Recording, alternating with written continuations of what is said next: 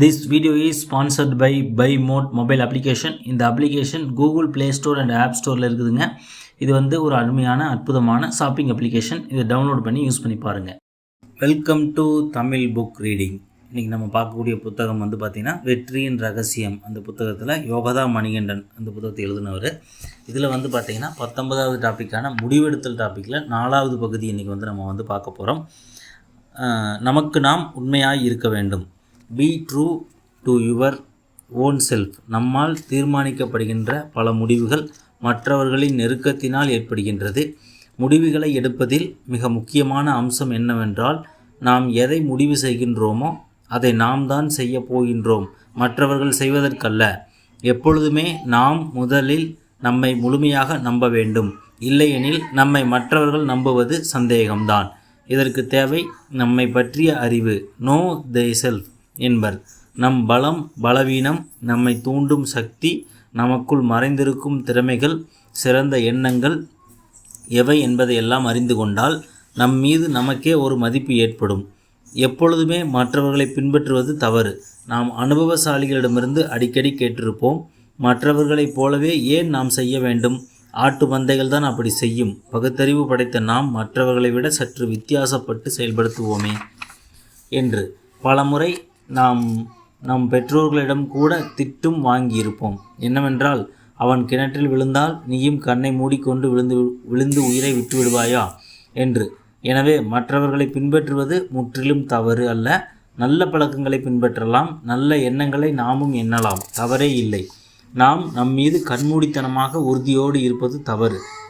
உலகில் சில மட்டமான முடிவுகள் ஏற்படுவதற்கு காரணம் நாம் தான். நம்மீது வைத்துள்ள கண்மூடித்தனமான உறுதி எனலாம். நம்மீது நமக்கு கட்டாயம் உறுதி தேவை. ஆயினும் அதற்கென்று அளவு முறை உள்ளது. அதை மீறினால் பாதிப்பும் அவமானமும் நமக்குத்தான். பலர் கூற கேட்டிருப்போம், நாம் ஒன்று சிந்தித்தால், நாம் ஒன்று நினைத்தால் தெய்வம் ஒன்று நினைக்கிறது. தெய்வம் ஒன்றும் நினைக்காது. தெய்வமாகிய நாம் தான் நினைக்கின்றோம், அதை செய்து முடிக்கின்றோம். சில சமயம் தோல்வி, ஆயினும் விடாமுயற்சியால் மீண்டும் வெற்றி நமக்கே என போராடி வாழ்க்கையை உத்வேகத்தோடு வாழுவோம். நாம் எப்படி எதிர்ப்புகளை, கடினங்களை எதிர்கொண்டு வாழலாம் என்பதை பற்றி தெரிந்து கொள்வோம். ஜான் கீட்ஸ் என்பவர், நான் தேர்ந்தெடுக்கும் செயலில் வெற்றி அடைவேன் என்ற தன்னம்பிக்கையோடு அச்செயலை ஆரம்பிப்பேன். ஏதேனும் தயக்கம் நேர்ந்தால் நிச்சயம் தோல்வியுறுவேன் என்றார். தன்னம்பிக்கை யாரிடம் முழுமையாக காணப்படுகிறதோ அவர்கள் நிச்சயமாக வெற்றி பெறுபவர்களே. கண்கள் வாழ்க்கைக்கு எவ்வளவு முக்கியமோ அதேபோல்தான் தன்னம்பிக்கை மிக மிக முக்கியம். ஒருவர் பலமுறை தோல்வி அடையலாம், ஆனால் துவண்டு போகக்கூடாது. எதையும் தைரியமாக செய்ய முற்பட வேண்டும். வாழ்வில் அனைத்தையும் அனுபவித்து பார்த்துவிட்டால் எதுவும் சுலபமே. நாளுக்கு நாள் பல கஷ்டங்கள், எதிர்ப்புகள், எதிர்பாராத இழப்புகள் மேலும் பல நேர்ந்து கொண்டேதான் இருக்கின்றது.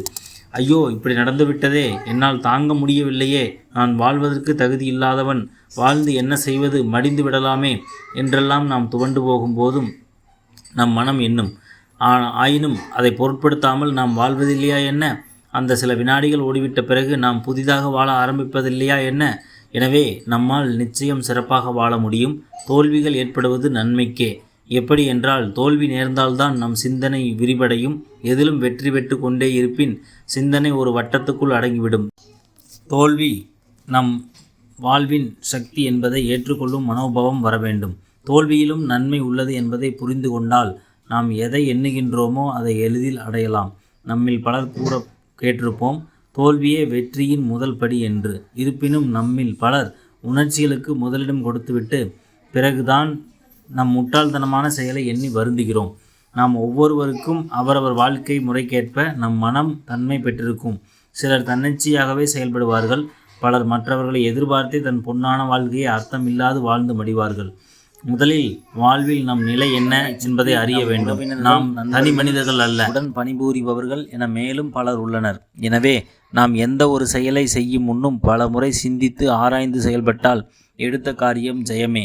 சிந்தனை என்பது மனிதனுக்கு மனிதன் மாறுபட்டு கொண்டே இருக்கும். எனவே நாம் வெளித்தூண்டுதல், உள்பயம், உள்பலவீனம் ஆகியவற்றை தகர்த்தெறிந்து விட்டு எது சரி என நம் மனதிற்கு படுகின்றதோ அதை தைரியமாக செய்தால் நம் பலவீனம் அனைத்தும் பலமாகிவிடும். இங்கு பழக்கம், எண்ணம் ஆகிய இரண்டை பற்றி முக்கியமாக தெளிவாக தெரிந்து கொள்வது அவசியம். நாம் அனைவருமே சில பழக்கத்துக்கு நம்மை ஆட்படுத்தி கொண்டுள்ளோம். இதனால் பழக்கம், எண்ணம் ஆகிய இரண்டையும் நாம் பிரித்தறிவது அவசியம் நண்பர்களே. இந்த பழக்கம் எண்ணம் பற்றி அடுத்த வார வீடியோவில் நான் தெளிவாக கூறுகின்றேன். நன்றி, வணக்கம்.